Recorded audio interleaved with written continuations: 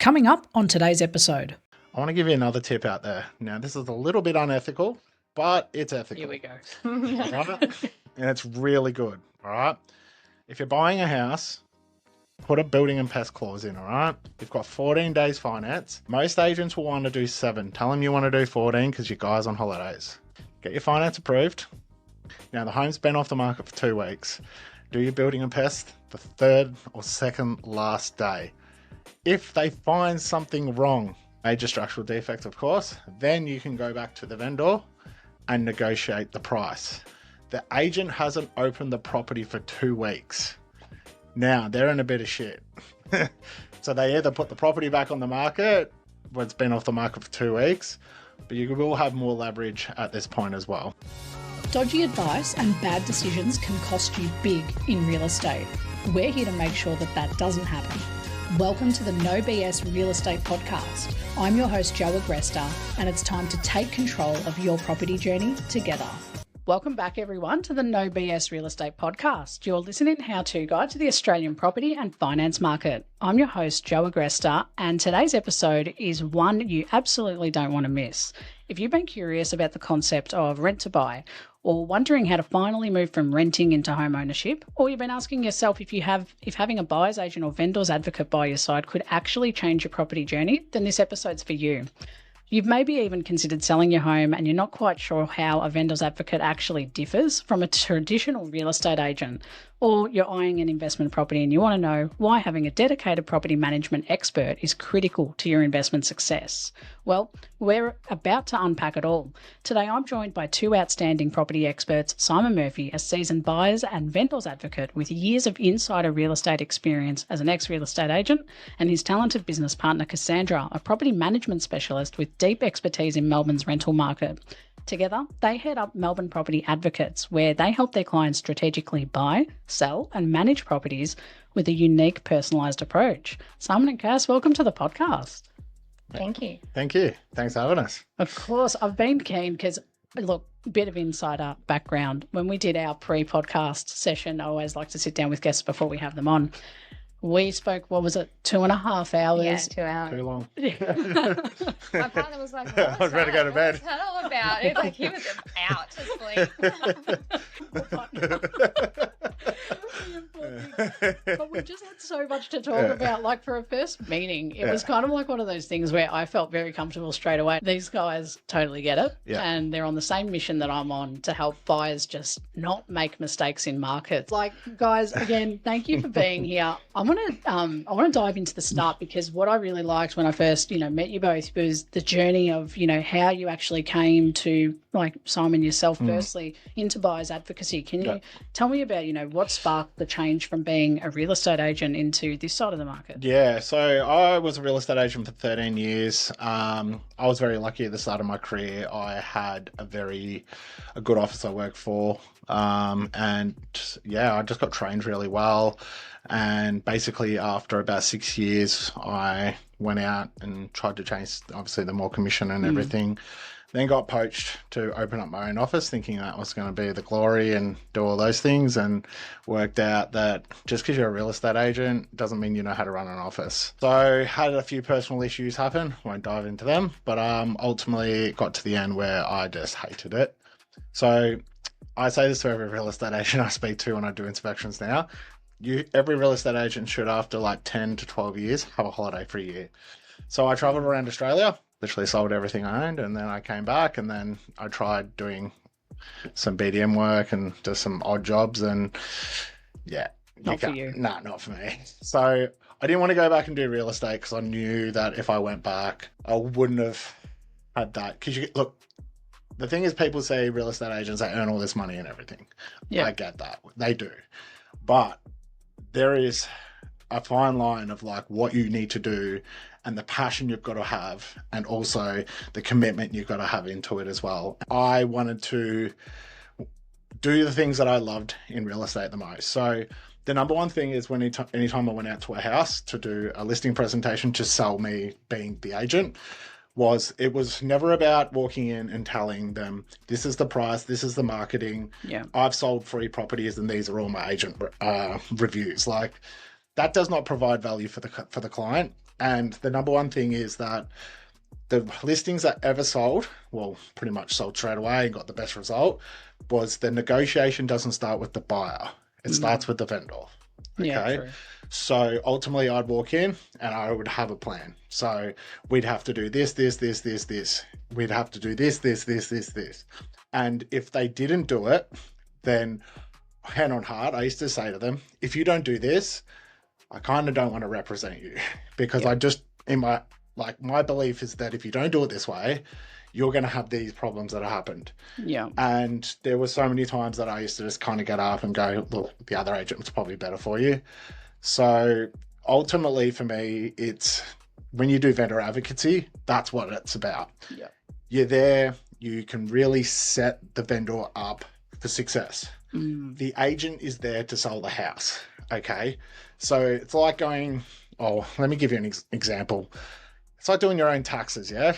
Oh, God. I'm shocking at that. I know. But imagine if you call the tax man up and go, how do I pay you less? You wouldn't. No. So if you think about it, okay, you get 3 agents out, they're all going to tell you what you want to hear. They're going to either overquote the property to buy your business. They're going to make you spend money on marketing, like letterbox drops. Come on, like, don't get me wrong. It works. 1 in 1,000 times, the odds aren't there. That $300-400 you could have spent on that could have been done on Facebook ads. The next thing is, obviously, then if they do lie to you about price, then in 3 weeks you're on the market, and then they're coming in and going to go, Mr. and Mrs. Owner, the market has changed. I didn't lie to you. We need to adjust the price based on market feedback. So that's the thing. So when I went in and did the listing presentation, I'd always do the right thing, price it accordingly, and obviously bring the market value in and do all those things. But then obviously after that, it was just more or less so end of the day, it all just comes down to these agents that go out there, especially the ones that aren't that busy or they are too busy. Do you get the PA?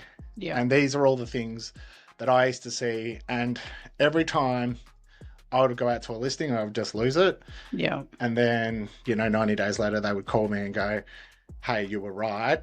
They wouldn't say I was right, because who wants to be like, you never tell a real estate agent they're right. But they would come and say, and then I would have to go, well, hey, I'm going to have to work double hard on this now. So we always sold it.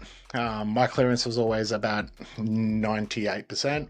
Wow. 1 listing a year I couldn't sell. That was always my... Wow. That's a really good rate. In clearance, yeah. So I always, sometimes, you make mistakes as well. And I used to always say to my owners and go, well, look, there's 2 choices you've got. You either go get another agent and they're going to do what exactly I'm going to suggest now, or you just stay with me, not spend more money on marketing, and we do the right thing and get it done. Because, we're not perfect. Market conditions change. Sometimes the house just had that one thing that you thought that was great that no one else thinks is good. Yeah, well, and it's true, like with advocacy, like vendors advocacy specifically, and I can't wait to get into this today. Yeah. But it's so interesting that you get to have a unique opportunity to literally just represent the vendor. It's not the same as a real estate agent. Yeah. And I think that's where a lot of people go, oh, well, you're just a real estate agent. It's like, no, actually, we manage the real estate expectations. Yeah. Like, we'll find you the right agent, match you up, make sure it's correct, a good person that's coming into bat for you. So no, that's really interesting, and I love the story of like how you got into it. Like, I think taking that break, traveling for all that time. Yeah. I feel like property people, like I got into real estate at a young age. I was 18 when I started as a sales agent. It never leaves you. Property just, I don't know what it is, but if you ever have the opportunity to work in the industry, you'll find it never escapes you. Yeah, it's a thrill of the chase. It's that thrill of the chase. It's like when you win, you get that person to agree what you said. And I think like, I'll just add one more thing in here. Like, I think I was speaking to my missus about it today, and I actually had a vendor that changed their mind today and did want to go ahead and everything like that. And obviously that's income and everything. So, and then it brought me back to, I remember I put on a deal once. I had 3 deals, and if any of them fell over, it would have been like a 70 grand, like complete. So yeah, so there is so many emotional and mental things in real estate that you do go through, and you have to be very, very ahead of the game. Yeah. And making sure that you strategically have everything set up that if a domino does fall over, that you've got another, another avenue you can go down. But then if you don't, makes it rough. yeah, and that's someone's livelihood. Yeah, and this is where people don't think. Like, you've got people out there that don't think that, but you could like literally cost someone thousands, and this is usually you selling to mums and dads, and that's tax-free money. Well, it's a huge responsibility. We're dealing with someone's biggest financial purchase. Correct. So, the reason why, vendors advocacy, buyers advocacy is so important. It's because, that's almost a passion job. Yeah. You're doing that because you really, really want to save people money, or you really want them to just not fall into the traps that you see people when we were in real estate. We've seen it all. We've seen those home buyers that come through and you go, you're screwed. You're not going to negotiate me further down than this. I'm going to get you up 20,000, and then you do. Yeah. But you know that ultimately it's a conflict. It's like, I feel sorry for you, but you're happy. Yeah. So what I used to say to my buyers was, like, and I think that was the hardest thing, is that, I used to always, do you get the buyer to pay their price, or do you get the buyer to pay their budget? And obviously the vendor wants them to pay their budget. So that's what I used to always say, and I always make sure that I'd always do that. And then I remember when I started my real estate career, and I used to kind of like feel a bit guilty about it, because I was like, these guys rip these guys off a bit. But they didn't really, like, they're willing to pay it. It's not ripping them off. It's just, no, but it's you were just so good at getting every dollar out of them. You're a human, right? You know what you're, you've got a job to do. But the one that's all down the road, they could have, like, anyway. But the one thing I'd always say to them, look, you paid a lot for this home, but when you sell, make sure you call me. Yeah. Because I'll do the same for you. And, switching gears to Cass, like, property management is something that I've really been excited to talk about, especially on this episode, because it's often a very overlooked part of real estate. It's sort of seen as, a lot of the times I see landlords who spend all this money on the acquisition. So they might hire a buyer's agent, get the agent there, they do all of that due diligence, and then they fall over at the end with property management. Yeah. So I would love to unpack your story. Like, how did you come into, the world of like rentals, property management? Where did you start, and what do you love about it? Yeah, well, it wasn't the plan. I started as a Saturday receptionist when I was 17. Oh, wow. So 2009. That's showing my age too much. I'm the same age. And then I found myself, I think it would have been, what year it was just after my first child. Getting into property management, and what I found, it was the human side to real estate. So it was building rapport and having long-lasting relationships, tailoring a service for a client. And I love the fact that I was the bridge between the renter and the rental provider. True. And I could make sure that both were cared for, both felt supported and heard, and the property was cared for.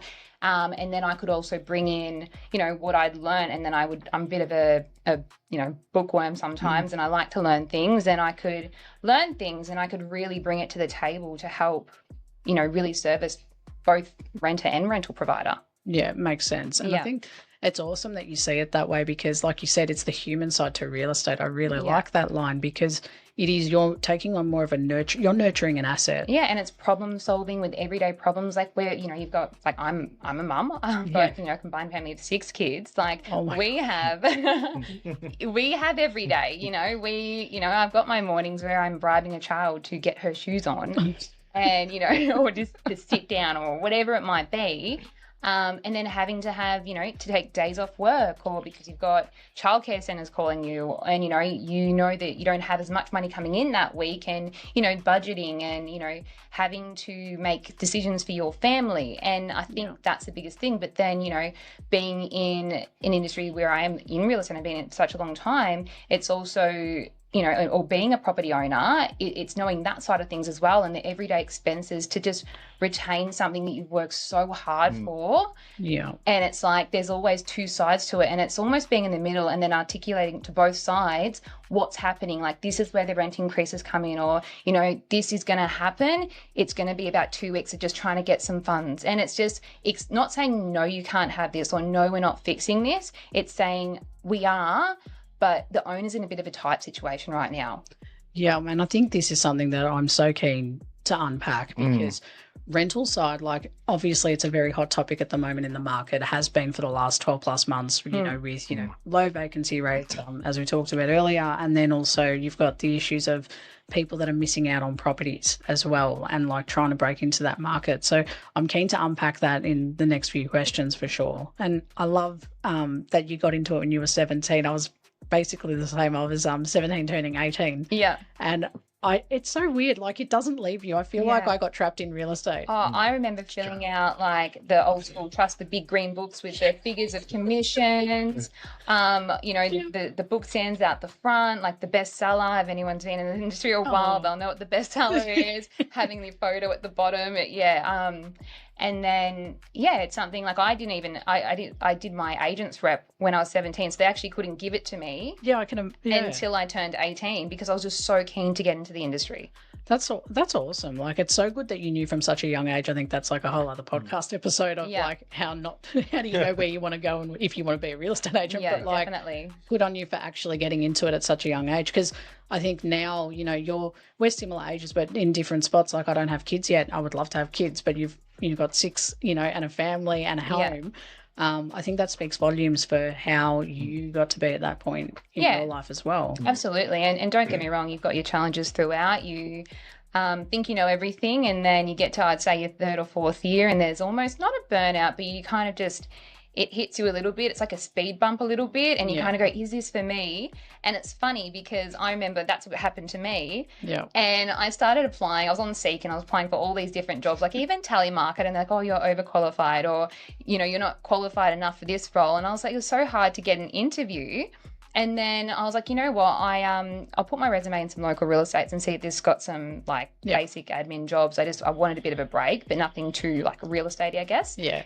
And I went for the interview, and it was just like, it was almost like word vomit. I just was like, I just knew it so well. And that interview itself was almost like, I know this like the back of my hand. Like, I don't know any other industry, anything else. Like, it's almost like a second nature. Like, everywhere we like go, even we went shopping, and and he got dragged into a tree. And the lady in the store, she's like, you're in real estate, aren't you? Like, you almost have this, it's a just vibe. who you are, you know, it becomes a part of you. And I think like that speaks volumes to the industry. It's like, you know, when you're dealing with these professionals, they're passionate. Like, their property's different. It's different to saying like you work in insurance. It's like, you can love insurance, but not like property. It's not, you know, it's not your passion. You're not there and like, let me see how much I can save this person. I'm going to save you so much on your car insurance. Like, babe, $300 off. Over 30,000 clients. That adds up. So moving on, I want to understand the advocacy model, especially in particular with what you guys do. Can you explain to the listeners what exactly a buyer's advocate and vendor's advocate do? Like, what's the fundamental difference and how they differ from real estate agents? Yeah, absolutely. So, all right. So there's 2 sides of the table. All right, no matter what. So you've got obviously a vendor and a buyer. So a buyer is obviously wanting to pay the lowest price, and the vendor is obviously wanting to get the highest price. So the thing is that when the real estate, so in the traditional model, which is everywhere at the moment, the vendor will engage the agent, and then the agent will then represent the property, put it on the market, put it on realestate.com domain and everything. Then the buyers will show up to the property, and then obviously the agent then has to kind of manipulate and become friends with the buyers and just source who's the most interested. And then he needs to build competition and then try get them to fight against each other. And then depending on what strategy you get, then they'll bring that to the vendor. Then the vendor will either say yes or no. So that's the strategy there. The reason why I got into advocacy is that so many times I would see a buyer walk in, like I said earlier, and what did my mum used to say to her? They saw me coming, all right? They just walk through, and maybe take some of these as tips as well. Don't go through a property and start moving into it. Yeah. And saying all these certain things like, we're having this, we're having that. Oh my God, I bloody love it. Because the agent will kind of work it out pretty quickly that you're pretty interested in it. You know, there's certain questions I used to ask, you know, oh no, you know, tell me what you love most about the property. And, you know, I spoke to the vendor the other day and they said that they love this certain thing, and they'd be like, oh my God, me too. There you go. So just stuff like that. So playing on the emotions with the purchaser was very important. Okay. So if you do have a buyer's advocate, obviously, like you can still go in with them. I'll give you an example. So mother-in-law again. Yeah. So we went through house shopping yesterday. All right. So the number one thing you do is don't fall in love with it. Yeah. All right. Fall in love with it out front in the car, but not in the property. Okay. And just, I'm going to go do my thing and you just walk through and just befriend the agent. You just talk to them, all right? Yeah. But don't talk about the house. It's so important. So I ask certain questions, has there been any offers on the property? They'll go, yes, we have. And I'm like, how much? They're like, we can't tell you. And I go, I'm a real estate agent, don't you?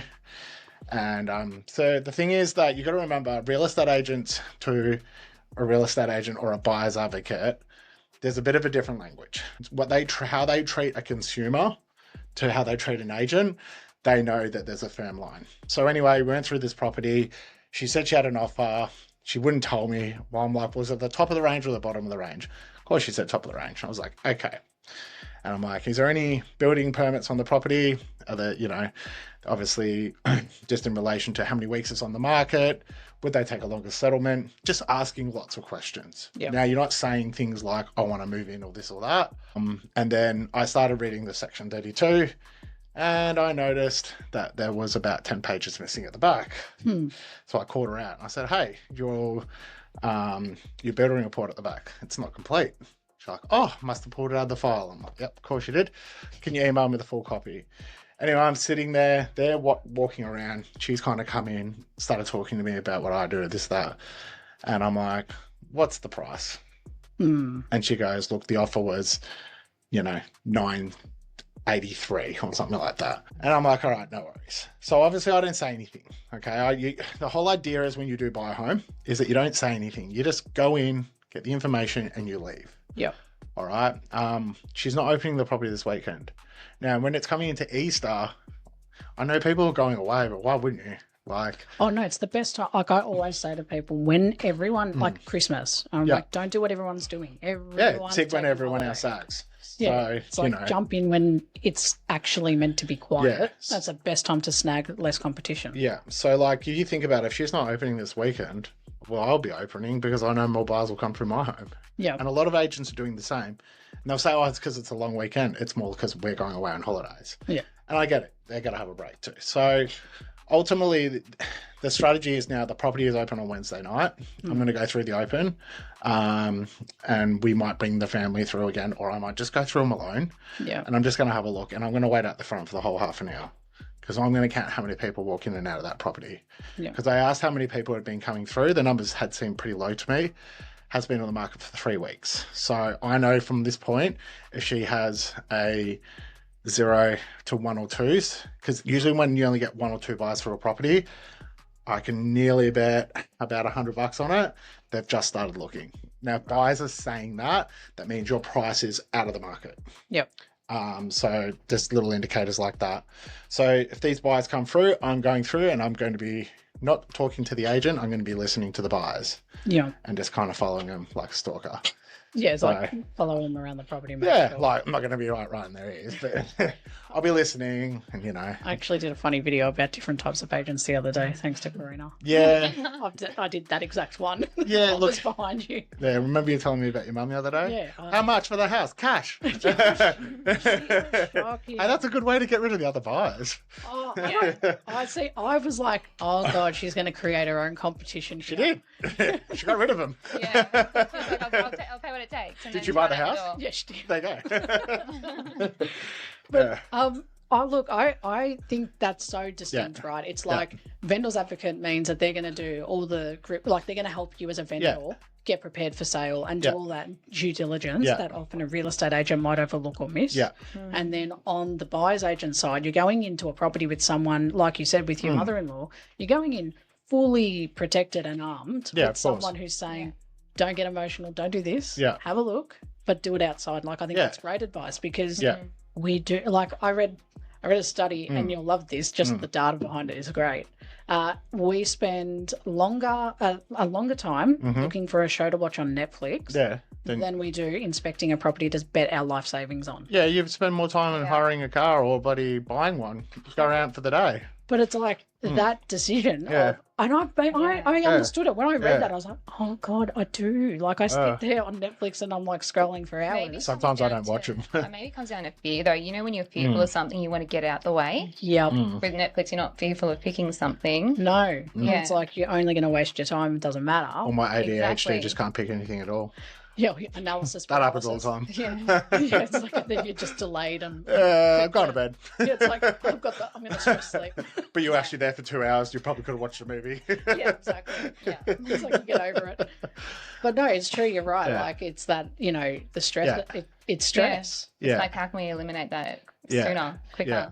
And I think that's like the advantage with having the advocacy, whether it's vendors or buyers advocacy. The point is like to make a decision, and the hardest part for buyers or sellers is making that choice, because there's a fear of, do I take it? What if, like for example, they always say best offer's your best, first offer's your best offer. Or by offer. this time or this and that. Yeah. Right. I just don't think that's the best way to do it. Like, I don't know why agents do that. Like if you are working for the vendor and it's the best offer, why would you not go back to the buyers again and get more money? Like, I get it, but like, that's not the best strategy.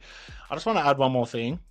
And the number one thing, no matter if you're buying at auction, private sale, do a bloody building and pest. All right. In my 14 years of real estate, you must cover your ass. Okay. Because if you don't do it and something goes wrong, you cannot go back later on and blame the vendor. It is buyer beware. Yeah. Look, don't get me wrong. You can go to court for anything and anything can be overturned. But if you do buy the home and you're just opening up a can of worms, I want to give you another tip out there. Now, this is a little bit unethical, but it's ethical. Here we go. Right? And it's really good. All right. If you're buying a house, put a building and pest clause in. All right. You've got 14 days finance. Most agents will want to do 7. Tell them you want to do 14 because your guy's on holidays. All right. Get your finance approved. Now, the home's been off the market for 2 weeks. Do your building and pest the 3rd or 2nd last day. If they find something wrong, major structural defect, of course, then you can go back to the vendor and negotiate the price. Now, the agent hasn't opened the property for 2 weeks. Now, they're in a bit of shit. So they either put the property back on the market when it's been off the market for 2 weeks, but you will have more leverage at this point as well. So I'm going to add to that, literally, my grandmother's house that she's selling. Yeah. Exactly your scenario. They did building and pest. Yeah. And I was like, oh, we haven't heard anything about building and pest. It's been like 4 days. Yeah. 5 days, 6 days. I'm like, oh, okay, must have been all right. We were like, all good. Then we got hit with, okay, we're going to reduce our offer by $4,000. Yeah. Because of these problems, or we're going to walk away. Of course, no, not major. No, they can't pull out. Right, they can't pull out. Yeah. But they had... Oh, they had the 14-day clause, the finance. That's right. 14-day cooling off period for finance, which you can just get any type of letter. Yeah. That's right. So I said, don't play with it. It's not that much in the scheme of things. Knock it off. And not even that, you got to get back on the market, deal with your friendly real estate agent again, knocking on your door, cleaning the house, keeping the kids in order. It's very, very hard work for anyone that's out there selling a home. So do you remember that time we did my house? I've heard this story. And it sounds like you did not prepare it at all, by the way. He actually sold the house for me. Basically. Changed the artwork. That was it. Yeah, literally. Good juju. Yeah, it was crazy. You got a great offer. Yeah, it did. Next day. Yeah. Look, method to the madness. There is no method. Now she's my best friend. Yeah. Only because of that, though. Yeah, like that's the only time factor, right? Yeah. And Cass, I want to change gears for a moment, and we're going to keep doing this because there's 2 sides to this point. Because you get this asset, you manage it. Now we understand the difference of what these representatives can do in the sales side, purchasing and selling. But let's say that Simon would have obviously had someone who's now purchased an investment property, let's say. They're going to put it out for rental. I think your role in all of this is crucial because now that handball goes to you about finding, the right person or the right renter to live in it. And, why should investors be prioritising this more than ever? Well, I think, do you mean in terms of working alongside the advocacy part? Yeah, or like the property management side. So I think they should be prioritising it, because ultimately you need to ensure that your property is being managed correctly, that you're aware of the ever-changing legislation, that, you are correctly being advised on every step of the way when, before finding a renter, and then during the process when it comes to screening renters, knowing your options as well. I think that's important. I feel like, ultimately when you do go into a listing presentation and are sitting down with a client, they don't really know the process. And I think it's important to understand the start to finish and the whys, but then also educating them on legislation. And it can be a little bit overwhelming, but I do think it's really important, because if you don't know about it and then suddenly you get a phone call and it's like, we've got to pay for this, we've got to pay for that, we've got to pay for this, then they're going, well, I didn't factor these costs in. Not even that, they're upset and they're like, well, and I told about it. So. Yeah. And when you go through fees and everything like that, yes, it's not your fee as an agency, but I think it's your responsibility to highlight the things that they need to consider, like even landlord insurance, because that can end up costing them substantially more, really, if something goes wrong. And it's almost like not preparing them for the worst, but just saying, hey, this is what is going to happen if things don't go as planned. Life changes. Sometimes couples split up. We don't know what's going to happen, and it's making sure that you've put everything in place to avoid that, and being proactive and making sure that you know what you're going to do if that happens, not, oh, what if. So solution based. Yeah. So the thing I've noticed with Cass, and she's an absolute weapon when she's out there. So, like, I don't know, I've seen a lot of property managers, and, I'm dealing with one at the moment as well, is that Cass is very thorough. And when she goes out there, she talks a lot. But says you. Yeah. But I think for us, what we're trying to do in our brand is we understand there's a lot of people out there that don't want to deal with the actual real estate agent property management anymore. Yeah. Because how many times, like, I had my ex-partner bring me the other day, and she was talking about her rental property that's in South Australia, and she's like, she just keeps getting handed bills, and she's like, what the hell, like, what's happening? Yeah. And I'm like, it's because they're just too lazy and they just don't want to know. They don't want to do anything about it. And I think that's what we're trying to do in our brand, what we are doing in our brand, is that we are not just getting, we're not going to, look, end of that, we don't want to be called real estate agents anymore, because it's just such a bad name. We want to be an asset manager. But what asset management is going to be doing is we're going to have like a few tiers where we're going to be like, okay, you don't want to use a real estate agent, we'll train you and educate you to do it yourself. Yeah. Almost like a handheld service. Yeah, literally. I love that. And then if it gets too hard, then you can just come in and we can manage certain aspects for you. And the best part is that we're actually going to start doing some training around it too. So, like, we have like one month webinars, questions, Q&A, like this right now. Like, and it's just asking questions that, you may not know, and it's just having a phone number to call and say, hey, I just need a little bit of advice on this, which, again, so many people don't actually pick up the phone to call anyone about it. So they've got a property manager and they think, oh, no, they'll give me the right advice. The property manager answered in 30 seconds. Oh, that was a joke. Sorry. Yeah, I was like, it no, I'm joking. But it's true. It's true. It That's the problem. Happen. That's the whole problem. We need that. And the problem is, even if we get AI behind it, where the majority of the questions are in there, okay, we want to talk to a human, but sometimes a bot can pretty much help you out. I think triaging is important, like as in where can, like Karina and I were literally talking about this the other day. I was like, we have a whole call centre for insurance. Yeah. Right? And you can ask about very nuanced details about, protecting your asset. But there's not a hotline to call when you need to buy a property or when you need to sell or when you need to manage a rental. You have to rely on each individual professional. There's not like a hub or a centralised area that says, just give me the generics. What should I expect according to legislation? What's the bare minimum? Yeah, and exactly. That's what, we want to try and build with a team of professionals. Absolutely. It's like someone to ring and say, what should I expect? This is the legislation, this is what you need to do. So I think like what you're saying, Cass, based on how important it is, like you've got an asset, you want to rent it out. Yeah, exactly. But it's also guiding them through it. It's like, okay, this is really important to you, and you've saved so much for this. how can we best handle the situation? Or, what are your long-term goals? Are you going to move in this property in 2-3 years? Is this the start to your portfolio? Like, how can we tailor the service for you and give you the best advice in terms of what we need to prepare this property for rent as well? I love that, because you're all it's all one house. Like, Yeah. that's what I think is a really massive weapon. Like, Yeah. in anything real estate, I think we all want the one-stop shop. It's like, because once you buy something, you're dealing with that, the real estate agent, but then once you have to sell, you might not want to deal with that agent. You go to a different one, then you got to rent it out. You don't want that. Yeah. But it's got to be transparent the whole way through. That's the one thing I've seen with agencies to agencies to agency. You got that one agent that's really good at selling a house, but then gives it to the property management team and they're absolutely shit house. Yeah, and I think this is one thing that, And the director usually, sorry to cut you off, and the director's the one that's usually the boss, but he's in sales, not rentals.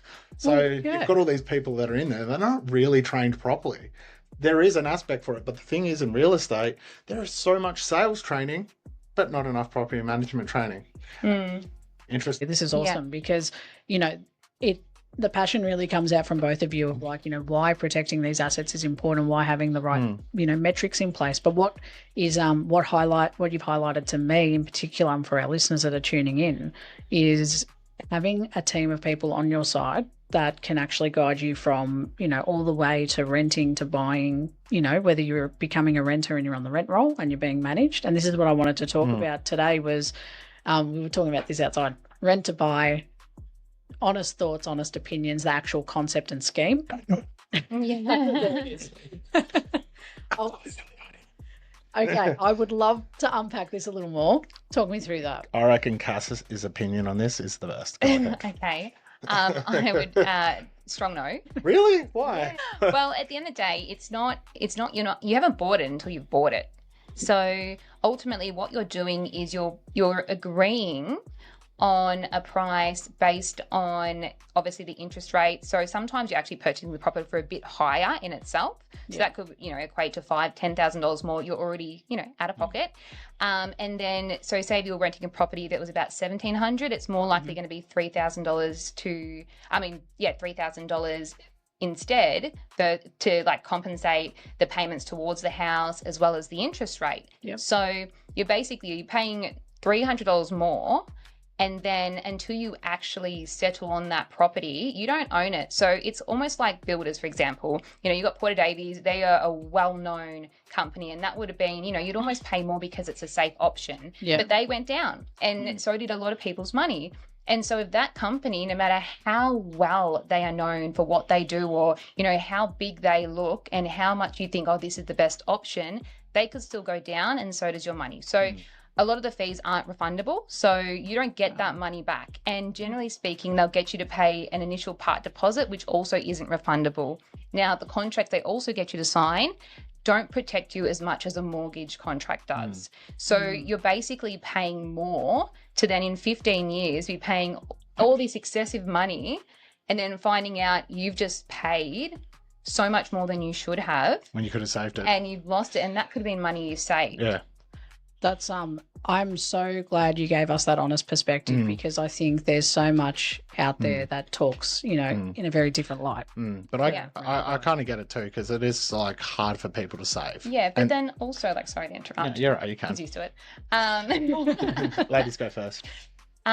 There's so many government schemes out there to help with people who only have a small deposit. Yeah. So or secured too, in a way. It's much more secured. The contracts are better. Yeah. Like, it's better to speak to a broker or, do your research on what's going to be the best scheme for you, because there are so many different types out there that are designed to help people in this situation. Yeah. So this is what you do. You screenshot all the questions on it, copy and paste it and put it into ChatGPT. I'm not joking. Obviously simple stuff, but description. If you use ChatGPT all the time or any AI, it actually knows who you are. There is prompts for your own algorithms. Yeah. But ultimately, there's one thing at the end that says there's a description. Tell me why I should get this property.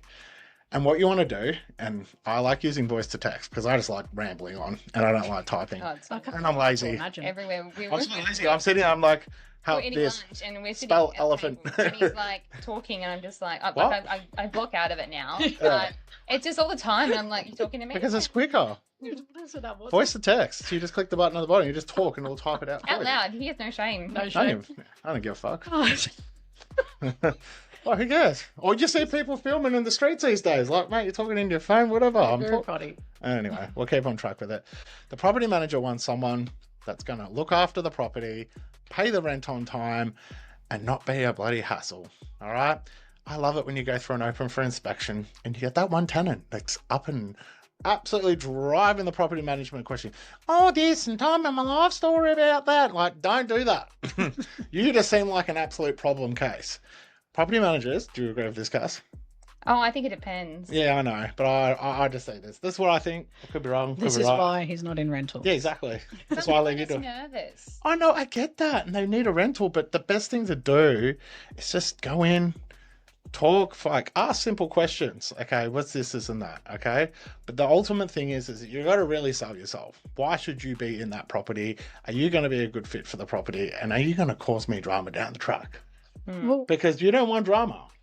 No, of course, but What, you want a headache once a week? no, absolutely not. I've Exactly. really got you. this is That's exactly true. what I want to ask Cass, right? So, Yeah. obviously the rental market's tough, and it's competitive. We're seeing high numbers at inspections when they're open.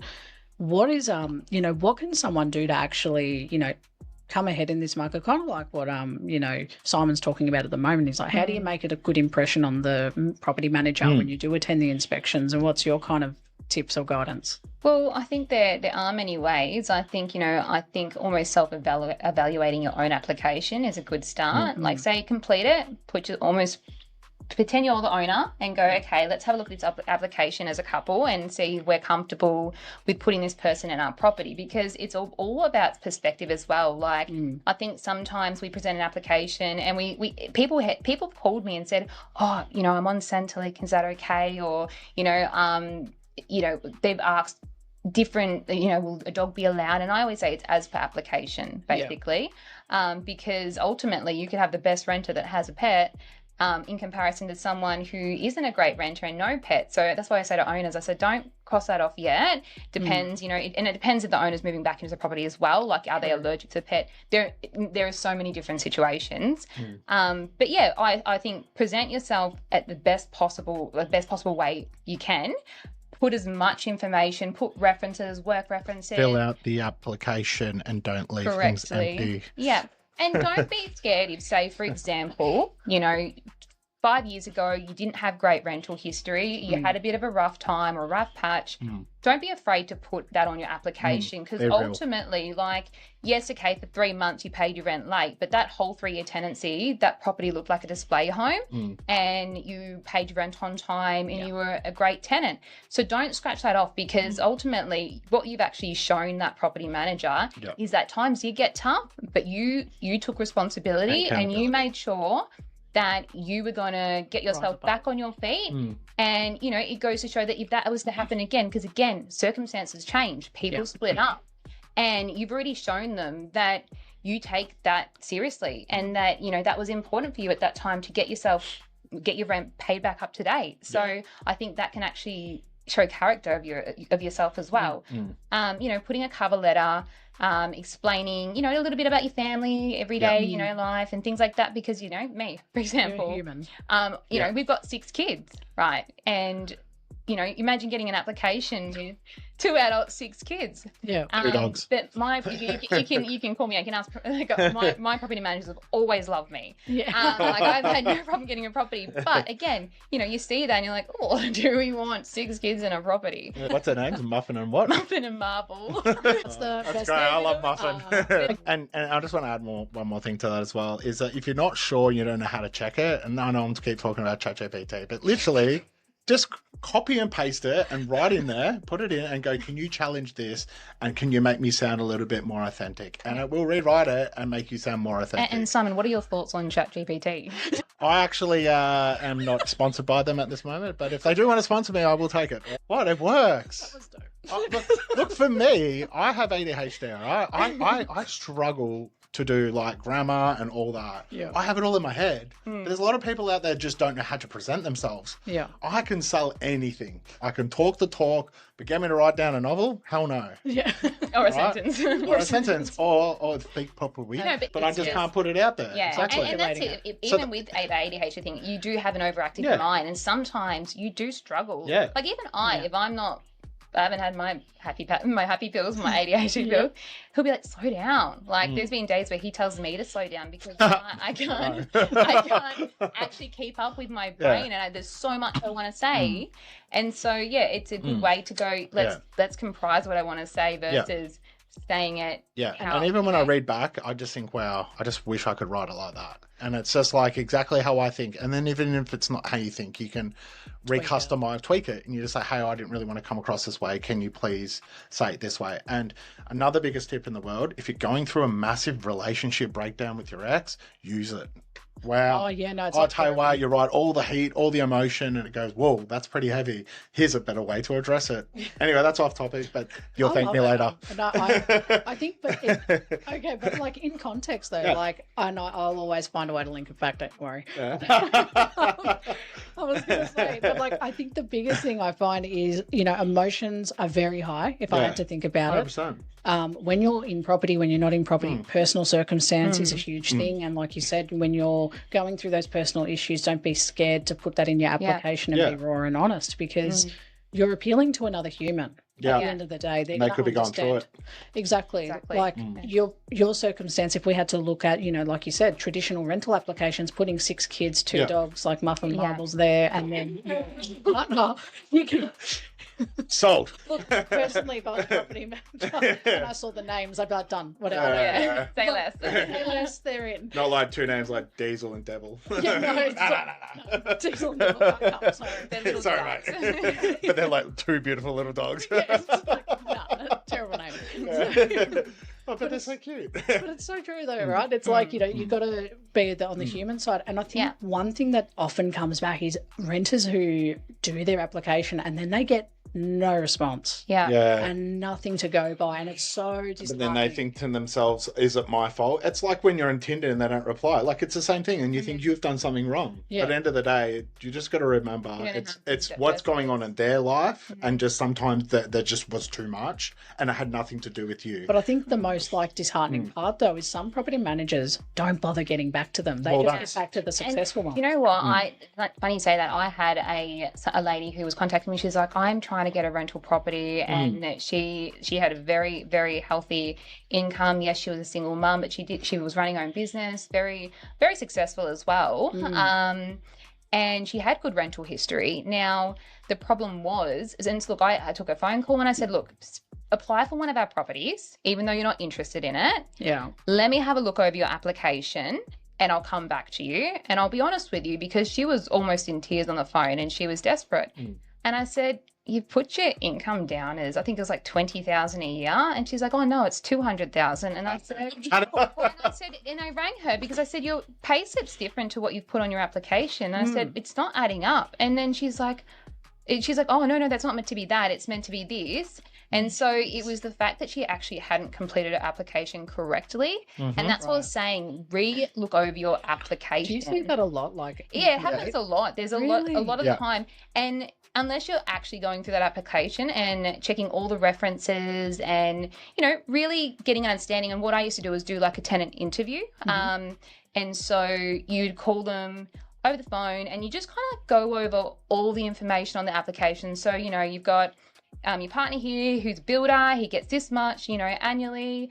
And then you've got yourself and, at the moment you're working here and whatever that might look like, or, previously you rented here. Okay. So you weren't renting for about 3 years. I can see in your application, what happened in that 3-year time frame? And it was like, oh, my parents went away. So we took care of the place for 3 years while they were away. Or they might've gone, oh, no, we rented somewhere and that information hasn't come through correctly. Right. You know what I mean? Yeah. So it's just really analysing the application and getting a really good understanding of it. And that's how you can help renters. And even if you are a renter, look at Google reviews and see where the really, really good agencies are, right? Yeah. And then call that agency and go, hey, I just want to speak to a property manager. I just need to get some advice, if that's okay. Because they're more than like property managers. Like there's a big community there, and there's even a program which is called National Property Management Partners, run by Nina, and she's amazing. And she's created like this community that, like, if you ever went to an awards night, they are the most beautiful people. Like, and I know people don't see property managers in that connecting sort of environment. Yeah. And everyone just wants to support each other, and everyone has the same, I guess, goals and vision for the industry. Like, we are not here to be the bad guys. We're actually here to help everyone. And I think that's often like a misconception, because and it's very similar to like real estate agents. Like, when you're selling a house, you love your real estate agent. When you're buying a house, you hate the real estate agent. And it's similar with property management. When you're renting, you hate your property manager, or like, depending on what it is. And then when you're investing in a property and you need to find a property manager to manage the asset, you love them. Yeah. So, like, what are those things that you typically see? Like, I think from the rental side, tenants that often trash properties, they do shit, things like that. The ones that give everyone a bad name. Yeah. Sorry. No, go for it. I was going to say there is a massive generalization. Like, there's a large amount of renters actually take very good care of properties. I would say 90% of my portfolio were in fantastic. You only hear about the bad ones. Yeah. And that's exactly what I wanted to ask. You can't allow it to generalize what a renter is or anything like that. It's like saying, oh, bloody real estate agents, or, bloody car salesmen, or, do you know what I mean? Like, there's some really, really good professionals in every single industry that renters, there's good women, there's good men, do you know what I mean? And I love that perspective, because it's so true, because you always hear the bad. We're always quick to hear about the horror stories about real estate, whether it's renting, whether it's buying, and we always hear it. But then when you see the other perspective of actually reality is 90% of your portfolio, which I'm so happy to hear that, and I want to spread that message. They're great. It's like there's no issues. I just thought of the best business idea. Go on. Make an app, check my rental application. Yeah, which would be a good idea, really. Which would be a good idea. But that would be good, eh? Imagine if we could do that. Yeah, that's true. And you can use ChatGPT, believe it or not. Oh my God. And then you can I'm going to get you a t-shirt for our next one. I know, well. Ask question back, so you get a rating, and then it also, in the process, while it's doing the evaluation, it goes, hang on, you said this and you said that, or where did you leave here at this time? Yeah. It picks up and goes, hang on, this isn't adding up, and do you think that were you drunk? It's like, be real. Flipping the script a little bit, the advocacy model we've talked about, current market conditions is something I want to get into a little bit more. But, the market can be really intense for buyers and sellers at the moment. Yeah. What are some of the recent trends that you're seeing, and how should buyers or vendors navigate them? I think at the moment, if you are looking to buy, I actually made a TikTok about this morning. I think it's the best time to buy right now. I think personally we are in 2013. Because that's when the market everyone was saying it was good. And then obviously it went up to 2015, and that's when it really boomed from there up to 2018. And then obviously COVID. Yeah. No, GFC. Oh, GFC was No, not GFC, the other one. That was earlier. No, we had the the market went they started changing all the laws and this and that. Anyway, and then 2020 was COVID. But anyway, moving forward. I just think right now, look, all these tariff wars. It's good, somewhat. It's gonna end of the day. The number one thing to the government making money is obviously mining, and then the number 3 thing is actually stamp duty. So construction and obviously real estate, and it's actually an amount to, I think, to about $250 billion to the GPD to the country. So at the moment, politicians are going to get elected, and what do they want? First home buyers to push the market up, because if they push the market up, then all those second and third home buyers will have access to more money, and they're going to start bringing the cash rate down, so the money's going to be cheaper. And then when I checked about, say hypothetically, I live in Mentone. 2 years ago, I went to go get my loan, checked it. Interest rates are at 6-7%. I couldn't really move. Yep. I had to stay where I was. And it's going to get to a point in 2 years' time, once the interest rates come down enough, Obviously, all these first home buyers have come in with all their grants, which have pushed all the property prices. You can't buy a 3-bedroom, 1-bathroom on a 500 square metre land for anymore, but 700K, which has pushed all the other property prices up. Yeah. I'm in a position now that I can go borrow another 200K and then they will be paying stamp duty. So that's how I believe how that works. So if you are in the market, don't wait for an election. Anyway, all the rules that they make, A, are they lying to you? B, everyone has to decide in Parliament before it even happens. And C, if you've got the money there to do it, just use one of the schemes. Try avoid the 25% one or the 35% one, whatever it is. Look, if you have to, do it. But try use a scheme, get yourself in the market, buy something with land. Just try buy something with land. The number one thing I'm saying to all my customers that are looking to buy at the moment, like the ones that especially want to buy apartments, I'm saying to them, okay, yes, you can buy an apartment, but every time I look up statistics for apartments back in 2015, look what they bought it for. Now look what it's the same price, or they've gone up like $20,000. And then also there's all the cladding issues, and anything with a lift in it is triple the price with OC fees. So they're the little things that I just don't see. And let's be honest, for the first 10 years of any mortgage, what are you paying back? Interest. Yeah. No, Like, it's a good view. Like, I think it's interesting, like what you said, elections are coming up. Yeah. There's all these promises. There's everything that goes around. Never comes true anyway. And then we've still got to wait for Parliament that whoever does get elected, whatever their opportunity is, we've got to wait. Right. And, Cass, from rental perspective, like vacancy rates, we talked about earlier, they're tight. Tenants are often feeling very stretched. And, what's your view on the current rental market, and what practical advice can you offer to renters and landlords? Yeah, absolutely. It's definitely challenging times. Vacancy rates are less than 1%, and rents are higher than they've ever been before. Yeah. Now, I guess for renters, I would say, get your documentation correct. Have a little bit of flexibility in terms of, what your budget is, maybe a different location, a smaller bedroom, or make some sort of compromise if you are wanting a set location. Like, just, I guess, go in there, know it, and do research as well. Look at the market. Obviously, the ones that are best priced, yes, it is harder to get that. And again, that's where you get your documentation, correct, so that you can present really well. And then for landlords, I would say that, make sure your properties are well maintained and that you're keeping them at a good standard, because if you do have a good renter, you want to keep that high quality renter in the property who are, paying their rent on time and taking care of it, because you do run the risk of releasing the property to someone else who might not have been as good. And you think about the advertising costs, the letting fees, there is quite a lot of costs that go out into finding a brand new renter. So you think about, you break it down over a year, is that $20 really worth it extra, plus the risk that comes along with it? Yeah, I reckon that's solid advice. I haven't actually heard anyone explain it in such clear terms. Thank you for that, because I think people listening, we have people that are in that mindset of their first home. A lot of first home buyers listen to this podcast, so they're renting at the moment or they're living at mum and dad's.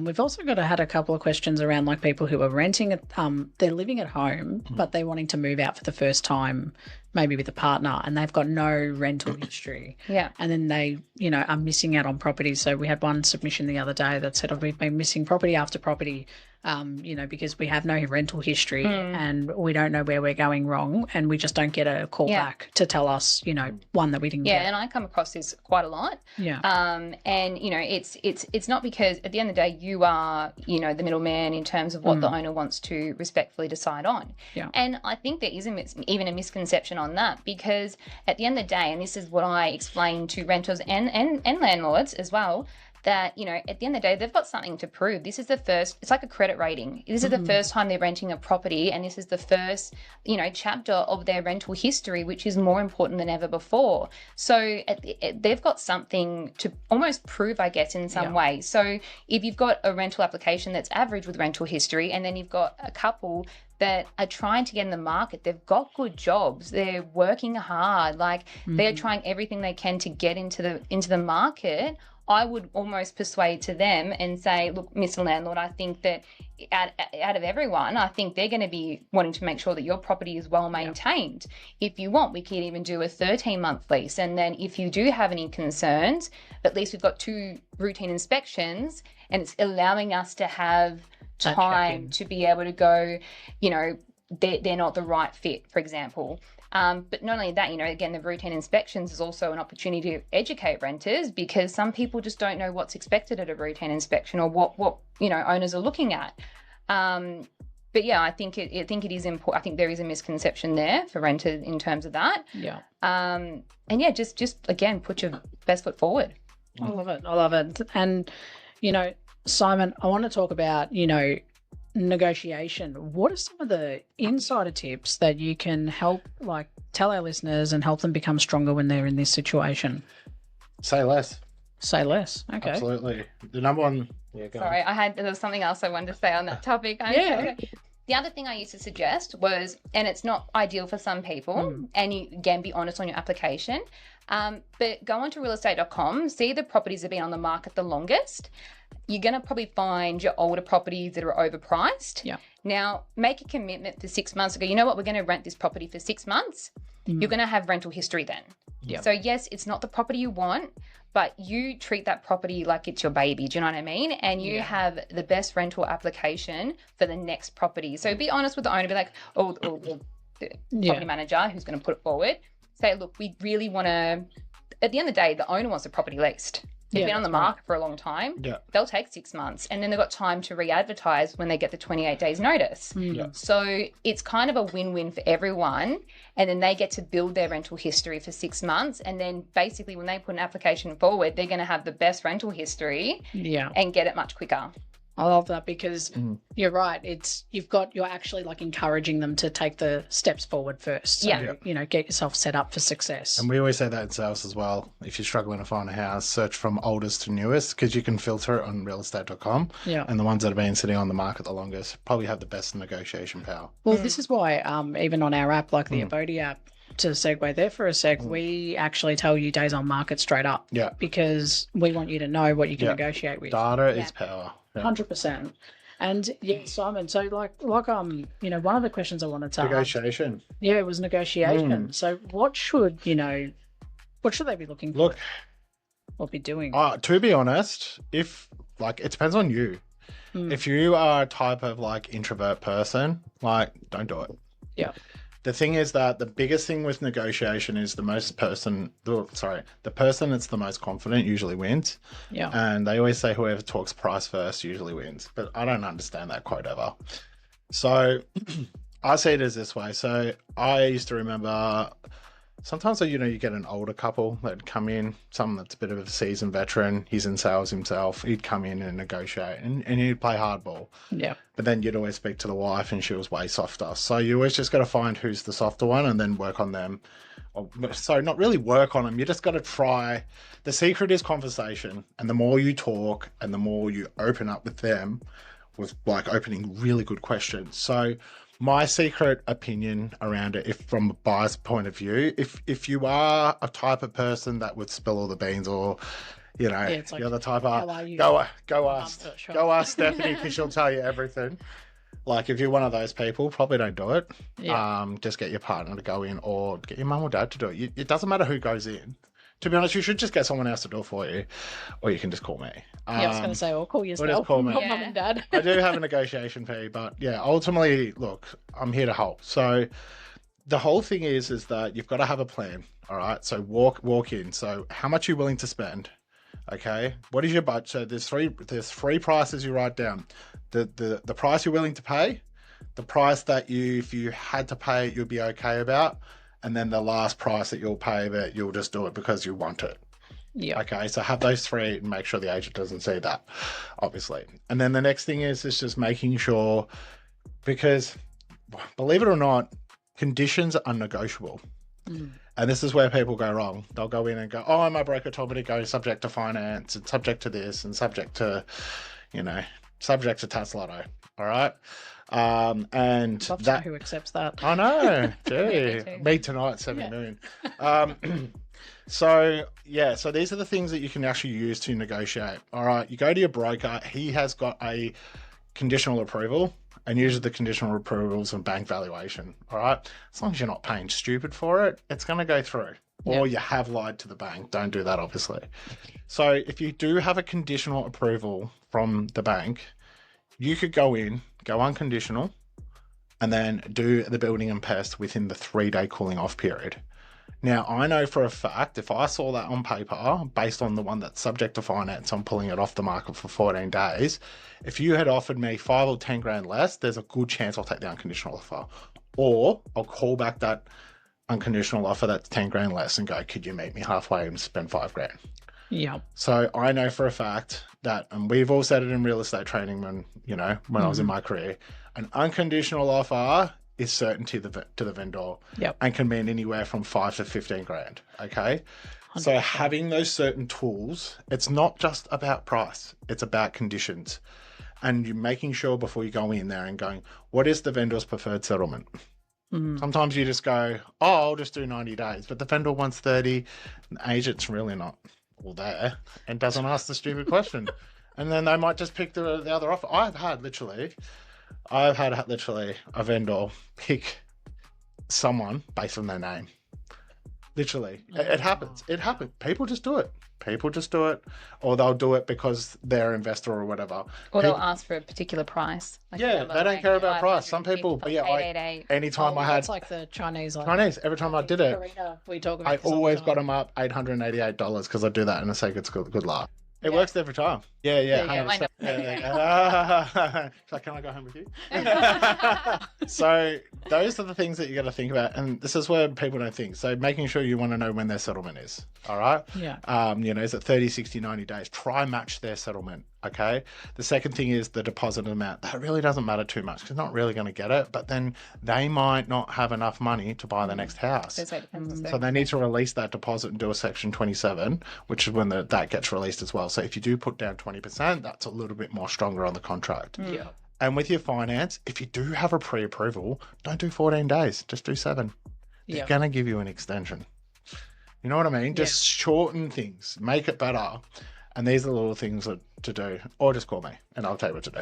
Well, I think that's fantastic point. I couldn't agree more with terms because the questions you ask to the agent, like you said, you don't have to give away the farm when you go to the agent, but you also need to ask questions and have an open discussion. That's right. If the agent knows you and builds rapport with you, they'll also guide the transaction to where it needs to be. One of the things I wanted to, talk about as well, I want to talk about client stories and examples because obviously, you've both done this for so many years. There's obviously some memorable moments that, take away. I wanted to talk, Simon first, but could you share a memorable client story from your advocacy role that, I guess kind of tells us why advocacy truly matters? I'll be honest with you. I've just hired people at the moment. I haven't actually fully completed all the work yet. But I've done it in real estate. Sorry, Cass. Yeah. So talk to your experience. Yeah. So just in my experience as being a vendor, pretty much I work for my vendor anyway. Yeah, so I technically was a vendor advocate. I just helped sell it. My biggest moments were, I just loved it when the vendor would listen to me. And I know this sounds really maybe arrogant, I don't know. One thing I always knew in real estate is that when a vendor always dictated the price, dictated the marketing, dictated this and this and this and this, they would never get the best price. And this is the number one thing I say in my vendor advocacy here. I will make sure that if you get selected, that we will be choosing your way of selling it. So when you're sending your proposal to me, we want you to give me your secret herbs and spices. I'm not here to tell you how to do your job. I know what you're good at. I know your sales. I know what you are and what you get are based over average. And this is where a lot of vendors go wrong because they've picked some brain all the time. There's one in the street that got, $1.4 million, but they got half the house and they think they can get that. And I get it. Vendors, they're all in love with the home and everything. And then, I would go off and walk into a vendor's property and go, I want this. And then I used to always say to them, how'd you work that out? Oh, an agent told me. And I'm like, are you joking? I wouldn't say that. And I'd be like, okay, can you show me how that happened? Yeah. And then they'll be like, well, that's what they told me. And I go, well, where is the proof? I can tell you 2 million. Where's the comparable? Because I know there's 3 comparables here. Well, that's what I want. And if you can't get it, then that's what it is. Yeah. And I know for a fact that agent's going to have a horrible 90 days. So when it does come down to it, is that if you are selling your house and you're not using a vendor advocate, I get it that you want a certain price, but there is a method to the madness and there's a way to do it. There's strategy. There is absolute strategy, and you've got to get it right. Presentation is the number one thing. Price, presentation, and position. And you can't change that. So you only have control of 2 things: price and the presentation. Yeah. Okay. So if you sit there and think, oh, should I do this? That is a 1%er you should have done. I walked through a house yesterday and they didn't finish the painting properly. That would have costed them literally thousands. And that's how perfect you've got to have it. Don't rush the presentation. Yeah. Get it right. Get it right. I will never put a property on the market if I was a vendor. Sorry, a real estate agent. I would never put on a property if it was half-assed. Yeah. I would tell them, okay, I'd rather spend another 2 weeks here getting this right, and then instead of you sitting on the market for another 4 weeks. But would you do it the other way? Like if they said, look, listen, I'm not doing any renos, it is what it is, but whatever price you're telling us that it's going to be worth without these improvements, would you still do it? Well, I'll be just honest with them. I'm going to sit there and go, hey, I will do my best to get every result, the best result you can. But I know at the end of this, I know that when I present that contract to you, I know at the bottom of my heart, I could have got you more. Yeah. That's it. That's what I'll tell them. I'll just be real. And if they're okay with that, then shit, they're okay with that. Yeah. But I was real. That's it. No, I love that. And you know, I think it makes sense that you're selling your biggest asset. Yeah. I think a lot of people rush because life goals, like... Well, no. A lot of agents rush them because they want to get on the market and get paid. No, agents do, right? Yeah. But what I mean is, like, as a person, what I always say, like, you know, my grandma's a great example of this. So, you know, my uncle's like, oh, we got to, you know, take her to the property. There's one she could buy. And I said, do not take her to buy anything she sells. I said, because then you're going to get, the process will get confusing. Yeah. You know, and that's what happens because emotionally, I couldn't stop her from falling in love with what she found. But she hadn't had her her property prepared for market yet. She sold for less than what she wanted. Like, all these things had have been done in the reverse. Take the time to prepare the property, do the checks, do the touch-up jobs, take 2 months, take 3 months to prepare it. Yeah, but at the same time, like, honestly, selling your house is just damn luck. Yeah. You know, I have had houses that I've walked through and gone, like, literally, and they've had like red, like, no offense to you people with red splash blacks and splash blacks. Yeah, I can't say it. See, how much I hate the word. Or red walls. And I just had stuff like that, and I just think, oh my God. But I'd still sell it and end up getting ridiculous prices. And I used to just go, you're mad. But that's okay. It is what it is. You can't love everything you sell, but ultimately, you know, it all comes down to luck. And the thing is, when you do select an agent, we are so good at selling ourselves. We're so good at selling everything. But what you need to really look for is statistics. You need to really look and ask certain questions and just say to them, all right, you know, how are you going to negotiate my property? Yeah. And if they're going to give you the cliche, oh, we get the buy with a bit of competition and do this, like, no shit. No. How are you going to negotiate my property?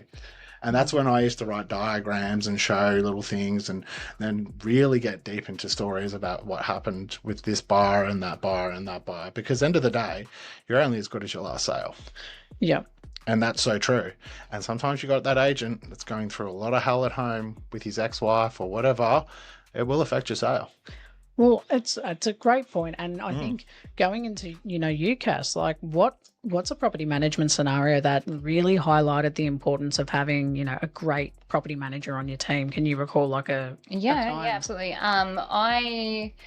Probably a few, but there was a situation where I had a friend or someone in the industry who recently got out of it contact me and say that someone who lived down the road, they were having issues with their rental property and that the renter was substantially in arrears and they weren't really feeling like they were getting the support they needed. And now, majority of the time, a lot of PMs, not many PMs take on a property that's already, 9-10Ks in arrears, because really you're not getting paid for the work because you get paid out of the rent, right? Yeah. And she said, oh, do you reckon you could take it on? And I said, yeah, absolutely. At the end of the day, my job is to help people. Yeah. Like, that is the most important part of it, and I'm pretty confident in my capabilities that it will return. And we finally got all over the documentation.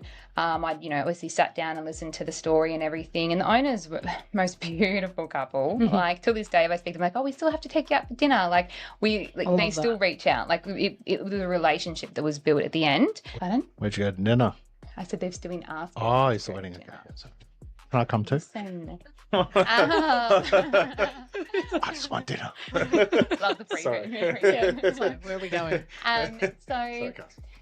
Anyway, we got the documentation, and even when we got the documentation, it was really hard to actually get everything we needed, like the ledger and things like that. Now, the previous agency had issued the notice to vacate, and then also put through an application to VCAT, but the application was put through about 7 days after the 14 days had lapsed. And, the properties managers, like, their attitude was kind of like, well, we put it through, like, what, 7 days? Like, that was just the attitude, which I just think is poor form. Like, I think it should be diarised. You're like, I'm sending this out on the 15th day, like, I'm applying, for the 15th day, because, like, this property was $3,500 a week. It's not like it wasn't a little bit of money for 7 days. But it's also the respect. Even if it's a $250 property, it's like, you do your job. Like, yeah, that's right. What's the difference between now and 7 days? And I think the attitude towards it was just a bit poor in itself. But got to, went to VCAT, and look, it is very hard. You could have the most well presented, presentation of the hearing. Basically, you could have all your documentation, dot your I's, cross your T's, everything, but ultimately when it comes to kicking people out of a property that has children, it is very hard. And your first time you go to the hearing, you will have them come back to you and say, look, we're going to put them on a payment plan, even if the renter can't really prove they've got money coming in.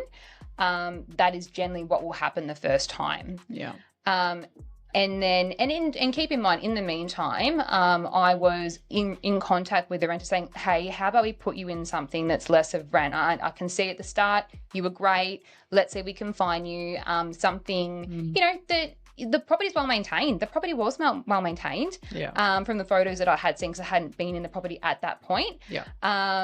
And let's see what we can do. And even along the way, I said, try and just show the owners that you do want to try, even if it's $10, $20, just something, because ultimately this is going to help you in the long run. Like, you just want to show that you are trying your best.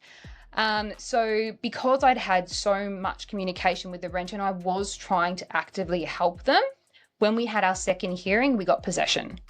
So, which was fantastic, because we just so badly wanted to help the owner, but we also were like, well, let's just be human here and go, okay, the situation is that they can't pay rent. Yeah. Let's fix that problem. You shouldn't be renting a property that costs so much per week. Let's put you in something less.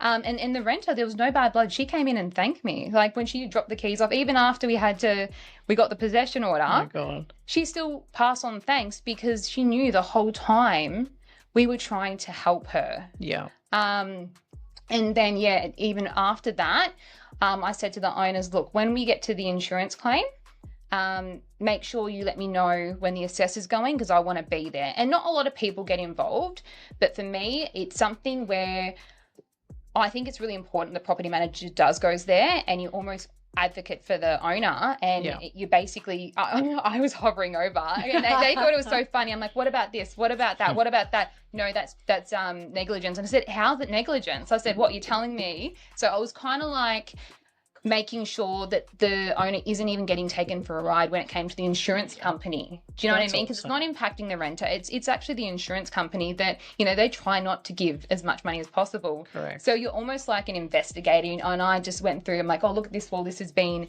replaced or whatever it was. And the amount of windows that were broken, I'm like, make sure you don't miss that. And there was so much I got that the owners hadn't seen, and they'd already done a walkthrough. And we decided, so you've got to push for as much as you can get, because ultimately that's the money you're going to put back into your property. So if I can get you an extra $5,000-$10,000, that's an extra $5,000-$10,000 for you to put back into that property and make sure it's ready for the next renter. So that's something that they ended up getting a lot more money for. And I, even argued some of their comments. And they ended up getting much more, and it's stuck with them because they had someone really fight for them from the whole process, from when it went wrong to the assessor. That's an incredible story. I think that shows how much value when you've got the right property managers working for it's not you. like we got possession, that's it, I've done my job. It's let's get you back that money. That's awesome. I think, you talk a lot about, we touched on it briefly, landlord insurance and the importance of that and going without it. I think when you've got a trusted advocate like property management or property manager in this case on your side, managing this asset, making sure that rent's paid. When it's not paid, what do we do? Having a contingency, having strategies in place. You guys have a really big job in the market. And I think sometimes, investors kind of take that as, I did the hardest part. It was getting the property. But it's no, you got the worst part, which is managing the property. And I think there's not a lot of awareness of how to manage the asset once you have it. That's a big and a whole other issue that I'm sure we could unpack in another episode, because how do you manage these assets when you get them, and how do you look after them? You are a psychologist, you are a lawyer, not a lawyer, but you don't give legal advice. You're guiding them. You're the advisor. You're everything. I always call it a real estate psychologist. Yeah. You're representing the client when you go to VCAT. So you're going, this is my client, and I have to best represent them. So you do so much, and I think this has been just an incredible chat. There's so much we've unpacked. I think, I want to wrap up with the final questions to both, I'll start with you, Cass. What's the number one tip for investors or landlords who might be feeling overwhelmed right now? Maybe they have a rental that they're trying to manage. They've got a sticky situation playing out, or they're trying to get an investment property and they're trying to find the right property manager. I would say don't hesitate to speak to a professional, and what I mean by that is a broker, even a real estate professional. And what I mean by that is that there are a lot of industry leaders out there, and you could even just Google, real estate training or whatever that might look like. And a lot of these leaders, going back to what I said before, we are all there to help, and someone who is passionate about the job will not care if you call them just to ask a question. Do you know what I mean? We're there to help, and we're not going to go, oh yeah, that's $20. Do you know what I mean? It's $20 to $20. I do this every day. This is a common question I get. Why wouldn't I just give it to you over the phone? Because you're really struggling, or you've got a property manager that's a family friend and you can't move agencies, and you just need someone to give you some good advice. Exactly. You're not doing your job if you're holding back and actually, not supporting someone. It's not about that. It's about actually, I think when you really are passionate about your job, it goes beyond that. That doesn't matter. And I think you're going to get probably a lot of people that call you up to manage property. Can I add something in there? Never do business with friends and family in real estate. I have seen that go wrong so many times. Yeah, so especially if it's your biggest asset, if you're ever going to sell, and just because your cousin or friend is, in real estate. I sold my own dad's house once. I'll never do it again. And it's not that I didn't do anything wrong. We didn't fight or argue, but I protected the price because I was emotionally invested into it. And that's one thing. You need someone that's just not emotionally invested into it. But also sometimes we think things are worse than what they are. And until we speak to a professional, we go, oh, what, it's, you think about, say for example, during COVID, everyone was like, oh my God, how am I going to afford this and that? And people they didn't do anything, and it got to the worst case scenario when they could have just picked up the phone and actually spoke about their options. So when you understand all the options you have, you feel less stuck. So it means that you can actually make a more educated decision versus just basing it on what in your mind is overwhelming and scary, and it's way worse than it was. How many times have you made that final phone call that you were meaning to make, and you're like, why didn't I do this? Why did I do that 3 months ago? You know what I mean? All the time. So don't hesitate to, call someone and speak to someone about it that is a professional. And it's funny when you ask questions, you get answers. Yeah, Yeah. that's Literally, right. That's basically that's why I it. always say to people, like, you ask a certain question, ask for a discount, and you're like, yeah, if you don't ask, you don't get.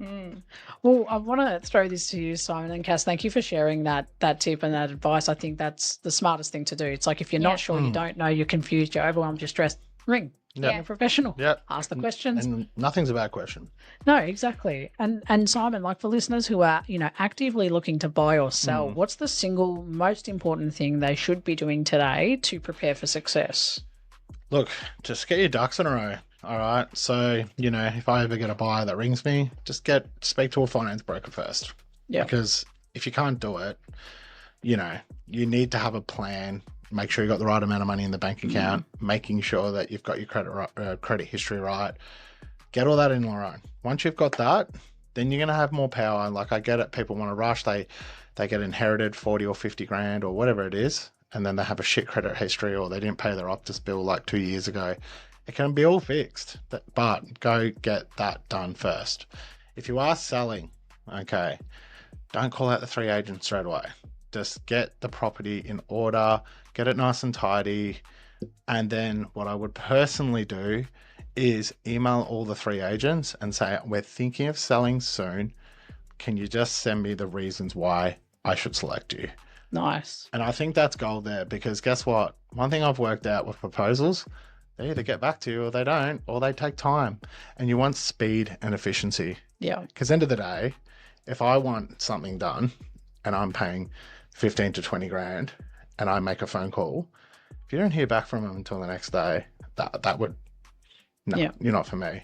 So every time I do interview my agents, I send them all, I send them all an email. And like I had a property the other day in Morwell. I had a girl do it. She had it back to me in 2 hours. Wow. Yep. Nice. She's getting the job. Yeah. I had another guy. He said, it's been a long weekend. It was in my junk mail. I'll have it to you tomorrow. The deadline was Monday. He gave it to me Tuesday. He had sold the most houses in the area. There you go. But he's too busy. Yeah. And I know for a fact that he would have handed it off to one of his trusted advisors, agents within the office, and you wouldn't have got him. So I think that's one thing that people don't realize, that I'm so glad you brought that up, is when you pick the top agency or the top agent, right? Often you do get fobbed off to their assistant. My number one question is, will anyone be assisting you in the sale? And if so, can you bring them along? Yeah. Because you're going to ask them the question too. Hey, it's okay that they do come along, and it's okay that happens. Yeah, it is. Yeah. They could be really good. They could be better than the actual damn agent. They usually are. They sometimes are, because you know what? And a good agency will find a buyer's, we'll call it, in a what do you call it? What's the word? BDA or whatever the word is. When you have a tripod in the agency, you'll have a buyer's agent, an admin, and you've got the real estate agent. So that buyer's agent is just dedicated to doing buyer work. And then what happens is that offer then will come to the vendor, to the main agent, and then that will come to them, and then they take the glory. Doesn't mean that they're not good at what they do, but you just want to make sure that they're in the room and they know what they're bloody doing. So, they get it. Because end of the day, a buyer walks through your home.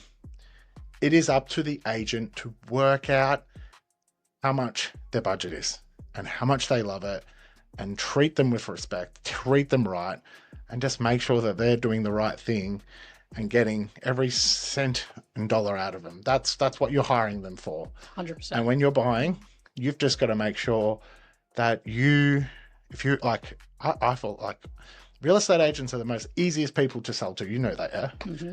So because we sell everything, so then we buy everything. I know. When I went and bought my engagement ring the other day, this woman was phenomenal. Phenomenal. I'll take all of them. I took the insurance. I took everything. And I said to her, you should be in real estate. I bought it all. I didn't care. But I know.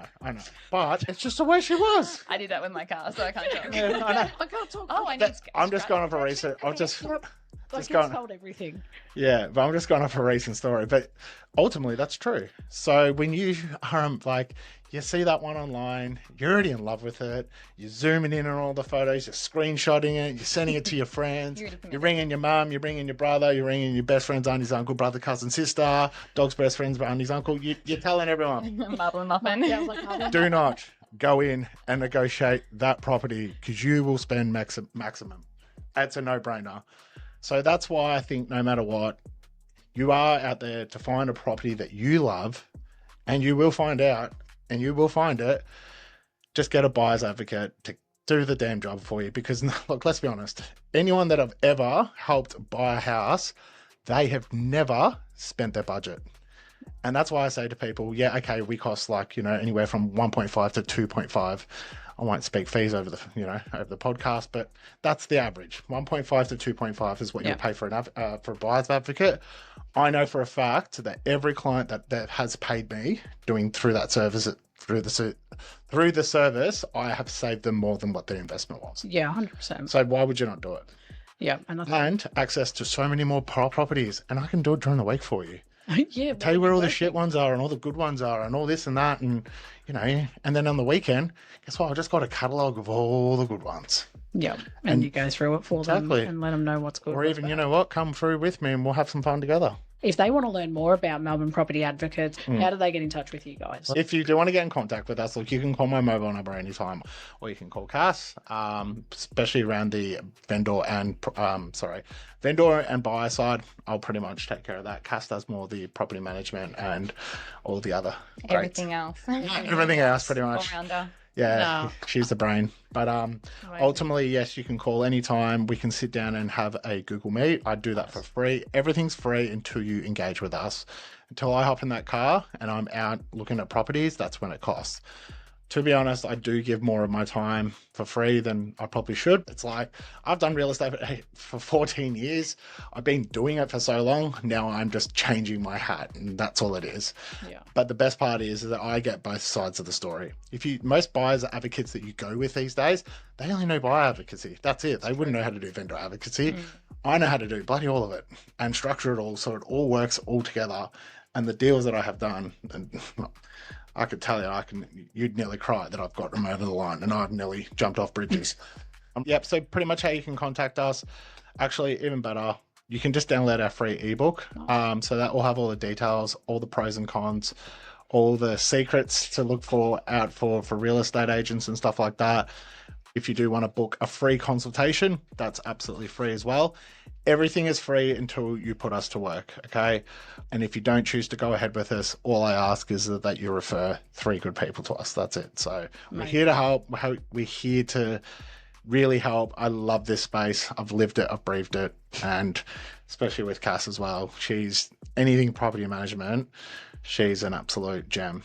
Oh, I 100% agree, especially after today's episode. Thank you both so much for coming on. No, you're very welcome. Thanks. It's been fun. I'm so glad you've had fun. Yeah, 100%. This is going to be 2 regular guests for sure. We're going to start our own little thing, I think. Yeah, that's fine. And if you ever got any questions, like real tricky ones, bring them on. I love it. Yeah, 100%. Yeah, absolutely. I love it. Well, thanks so much, Cass and Simon, for sharing your time, your insights, and thank you to all our listeners for tuning in to another episode of the No BS Real Estate Podcast. Remember to subscribe, share this episode with anyone who might benefit from the expert advice that we've heard today, and join us next time as we continue to cut through the noise and tackle your property journey together. Thank you. That's a wrap for this episode of the No BS Real Estate Podcast, powered by Abodey AI. If you found this conversation helpful, don't forget to subscribe, leave a review, and share this episode with someone who might need it. If you're looking for more guidance on your home buying journey, you can visit www.abodey.com.au for expert advice, property insights, and the tools you need to find the right home with confidence. If you're already on your journey, you can also download our app. Just search Abodey AI on the App Store or Google Play. Have any questions or want to connect, you can follow us on Instagram at abodey.com.au or send us a message. We'd love to hear from you. Thanks for tuning in, and we'll catch you in the next episode.